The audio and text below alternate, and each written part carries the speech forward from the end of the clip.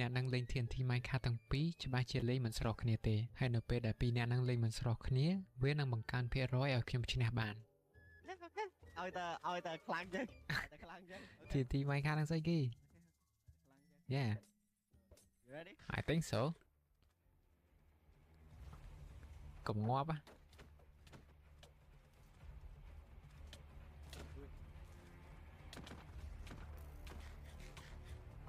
play style ដែលពីរអ្នកនេះកំពុងលេងគឺមានមនុស្សមួយចាំដាក់ធានទី Minecraft ហើយមួយទៀតចាំបាញ់អញ្ចឹងបើសិនជាខ្ញុំអត់ប្រយ័ត្នធានទី Minecraft អាចផ្ទុះនៅក្រោមជើងខ្ញុំបានហើយខ្ញុំត្រូវធ្វើម៉េចគឺកុំឲ្យជាប់នៅក្នុងសបុកពេញពីងព្រោះតែជាប់នៅក្នុងសបុកពេញពីងគឺខ្ញុំមានឱកាសងាប់ច្រើនណាស់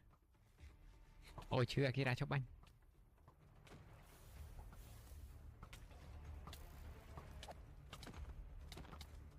Come on anytime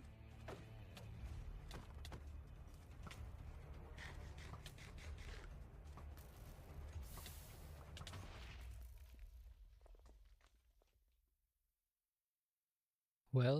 អ្វីដែលខ្ញុំបាននិយាយមកហ្នឹងគឺវាត្រូវមែនតើពីអ្នកហ្នឹងលេង play